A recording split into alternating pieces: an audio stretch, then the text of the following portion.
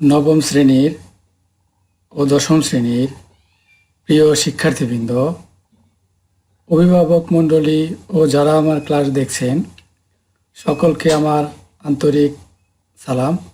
আসসালামু আলাইকুম ওয়া রাহমাতুল্লাহ। আশা করি প্রিয় শিক্ষার্থীরা তোমরা আল্লাহর রহমতে সুস্থ ও স্বাভাবিক আছো। আমিও আল্লাহর রহমতে ভালো আছি, আলহামদুলিল্লাহ। তোমরা প্রত্যেকেই বই খাতা কলম নিয়ে ক্লাস গ্রহণ করার জন্য প্রস্তুত আছো।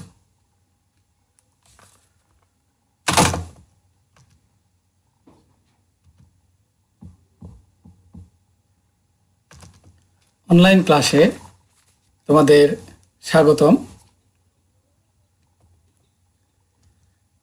আমার সংক্ষিপ্ত পরিচয় উপস্থাপন করব। আমি মোহাম্মদ আশরাফুল ইসলাম, সহকারী শিক্ষক কৃষি, নওয়াজ ফয়জুন্নেসা ইসলামিয়া দাখিল মাদ্রাসা। আমার ফোন নাম্বার এবং ইমেইল নাম্বার এখানে দেওয়া আছে। যে কোনো প্রয়োজনে আমার সাথে তোমরা যোগাযোগ করতে পারো। পাঠ পরিচিতি, বিষয় তথ্য ও যোগাযোগ প্রযুক্তি, শ্রেণী নবম, অধ্যায় দ্বিতীয়, কম্পিউটার ও কম্পিউটার ব্যবহারকারীর নিরাপত্তা। আমরা কয়েকটি ছবি দেখি। একটি ছবি দেখা যাচ্ছে বাংলাদেশ গ্যাজেট অতিরিক্ত সংখ্যা কর্তৃপক্ষ কর্তৃক প্রকাশিত। সাইডে ছবি দেখা যাচ্ছে যে বিজিবি দ্বারা নিরাপত্তার ব্যবস্থা করা হয়েছে। আবার আরেকটি ছবি দেখা যাচ্ছে যে কপিরাইট। তাহলে আজকে আমাদের পাঠ শিরোনাম কপিরাইট আইনের প্রয়োজনীয়তা এবং তথ্য অধিকার ও নিরাপত্তা। শিক্ষণফল, এই পাঠ শেষে শিক্ষার্থীরা কপিরাইট আইনের গুরুত্ব বর্ণনা করতে পারবে, ইন্টারনেটে তথ্যের অবাধ প্রবাহের সাথে সাথে নিরাপত্তার প্রয়োজনীয়তা ব্যাখ্যা করতে পারবে। আজকের এই পাঠ শেষে এই শিক্ষণফল দুটি অর্জন করতে সক্ষম হবে যদি কিনা মনোযোগ সহকারে পাঠ গ্রহণ করো। জীবনযাপনে আমরা কি কি ব্যবহার করি? বাড়ি, টাকা, বাড়ি, গাড়ি, টাকা কড়ি, জমা কিংবা খাবার ইত্যাদি সবই হলো বস্তুগত সম্পদ। এগুলো আমরা স্পর্শ করতে পারি। বুদ্ধিবৃত্তিক কাজের মাধ্যমে কি কি সম্পদ সৃষ্টি হয়? কবিতা, গান, বই রচনা, সিনেমা তৈরি, ছবি আঁকা কিংবা ছবি তোলা, প্রোগ্রাম তৈরি ইত্যাদি সবই হলো অবস্তুগত সম্পদ। আর এগুলো হচ্ছে বুদ্ধিবৃত্তিক সম্পদ। বুদ্ধিবৃত্তিক সম্পদ গান, কবিতা লেখা, সিনেমা তৈরি, ছবি আঁকা, ছবি তোলা, বই লেখা ইত্যাদি, যা মানুষ নিজস্ব মেধা, শ্রম, সময়, চিন্তা ও অর্থ ব্যয় করে তৈরি করে থাকে। একজন লেখক একটি বই লেখেন শ্রম বা মেধা যোগ সময় যোগ চিন্তা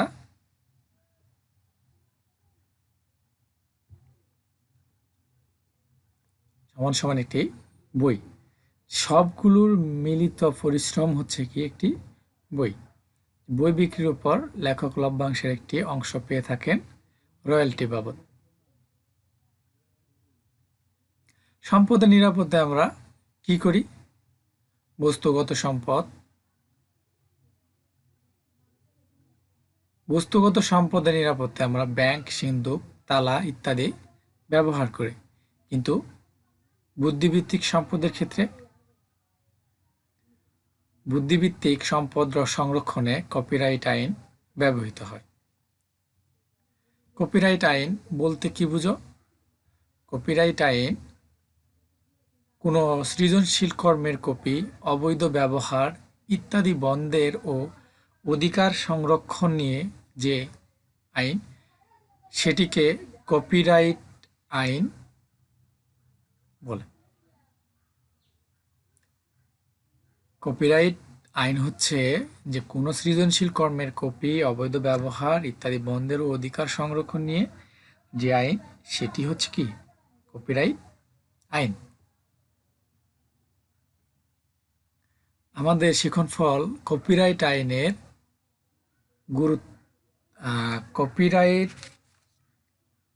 আইনের গুরুত্ব ব্যাখ্যা করতে পারবে। তাই কপিরাইট নিয়ে সমস্ত আলোচনা করা হবে এখন।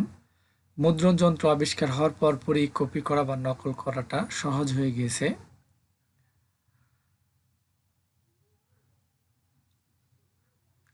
1040 খ্রিস্টাব্দের দিকে চীনে প্রথম মুদ্রণ যন্ত্র এবং 1800 সালে প্রথম বাংলায় মুদ্রণ যন্ত্র আবিষ্কার হয়। কপিরাইট আইন: কোনো একজন লোক একটি বই লেখকের অনুমতি না নিয়ে বই সংগ্রহ করে নিজ নামে বা হুবহু নামে ছাপিয়ে দেয়, বাজারে বিক্রি করে, তখন লেখক ও মূল প্রকাশক রয়্যালিটি ও লভ্যাংশ থেকে বঞ্চিত হয়।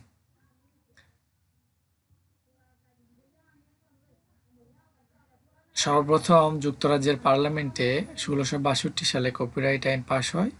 বই দিয়ে কপিরাইট আইনের সূচনা হয়।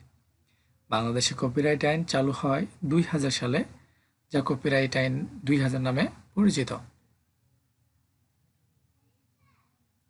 কপিরাইট আইনের আওতাধীন অন্যান্য বুদ্ধিবৃত্তিক সম্পদ, বিভিন্ন আবিষ্কার, ব্যবসার মার্কা, চিত্রকর্ম, কম্পিউটার প্রোগ্রাম, লেখা, গান, এক কথায় যে কোনো সৃজনশীল কর্ম।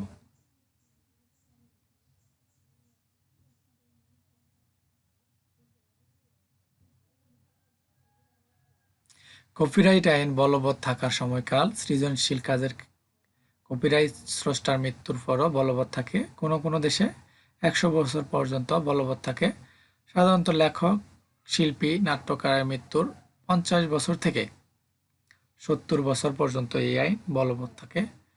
বাংলাদেশের কপিরাইট আইনে এর মেয়াদ 60 বছর।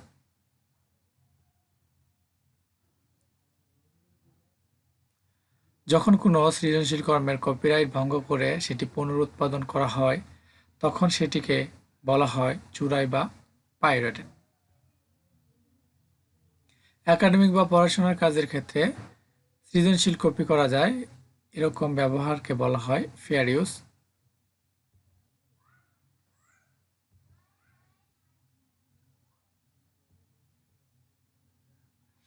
কপিরাইট সম্পর্কিত আরো কিছু বিষয়: ক্রিয়েটিভ কমন্স,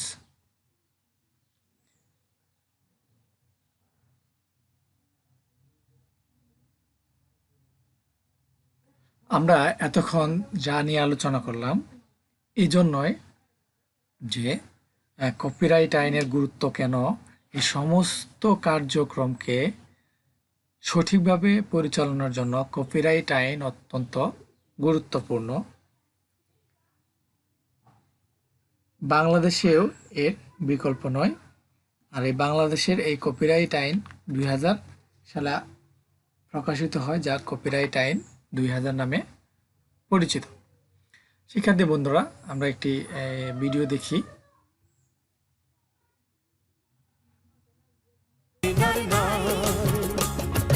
চাইলে তথ্য জনগণ দিতে বাধ্য প্রশাসন, চাইলে তথ্য জনগণ দিতে বাধ্য প্রশাসন, তথ্য গোপন করার দিন আর নাই, ও ভাই রে, তথ্য গোপন করার দিন আর নাই।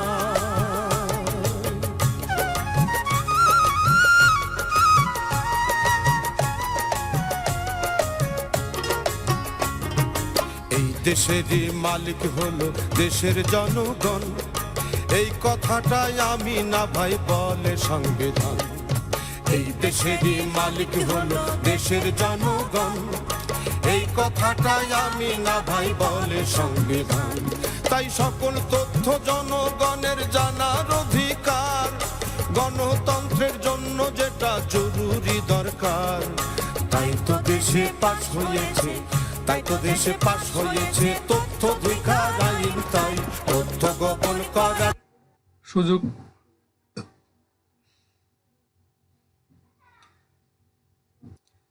সৃষ্টি হয়েছে, তবে এই আইনে সকল তথ্য প্রকাশ বাধ্যতামূলক রাখা হয়নি। এই আইনের ৭ম ধারায় ২০টি বিষয়কে আইনের আওতামুক্ত রাখা হয়েছে। এর মধ্যে কোনো তথ্য প্রকাশে দেশের নিরাপত্তা, অখণ্ডতা ও সার্বভৌমত্বের প্রতি হুমকি হয়, বিদেশি সরকার থেকে প্রাপ্ত কোনো গোপনীয় তথ্য, মানবতা বিরোধী অপরাধের বিচার,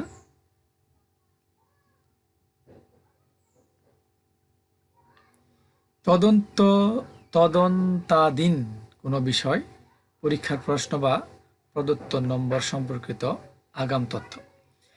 এই বিষয়গুলো এই তথ্য অধিকার আইনের আওতামুক্ত রাখা হয়েছে। এই আইনের ৭ম ধারায় ২০টি বিষয়কে আইনের আওতামুক্ত রাখা হয়েছে, যার মধ্যে আরও গুরুত্বপূর্ণ কিছু বিষয় তুলে ধরা হলো: কোম্পানির কৌশলগত ও বাণিজ্যিক কারণে গোপন রাখা বাঞ্ছনীয় তথ্য, জাতীয় সংসদের অধিকার হানির কারণ হতে পারে এমন তথ্য, কোনো ব্যক্তির আইন দ্বারা সংরক্ষিত গোপনীয় তথ্য, তথ্য প্রকাশ করলে ব্যক্তির জীবনের নিরাপত্তা বিঘ্নিত হবে এমন তথ্য।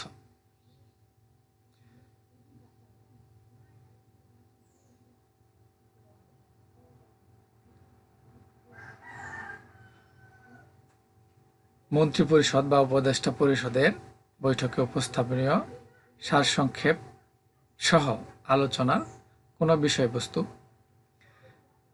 প্রিয় শিক্ষার্থীবৃন্দ, এতক্ষণ আমরা পাঠ নিয়ে আলোচনা করলাম। এখন মূল্যায়নে আলোচনা করব। তথ্য অধিকার আইন বলতে কি বুঝো? সকলের তথ্য জানার অধিকার রয়েছে।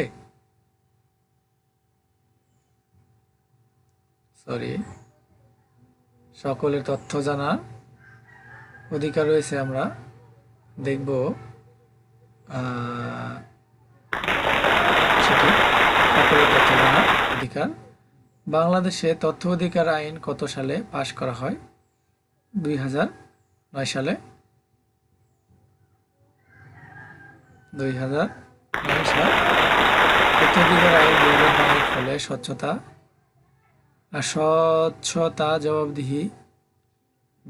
জবাবদিহিতা বৃদ্ধি, দুর্নীতি হ্রাস ও সুশাসন প্রতিষ্ঠিত হয়েছে।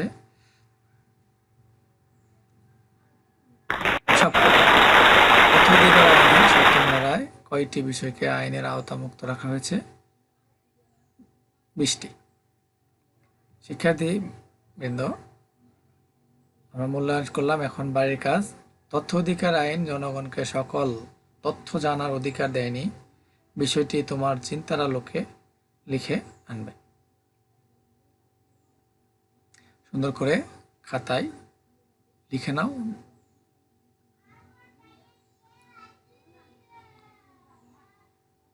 সবাইকে ধন্যবাদ।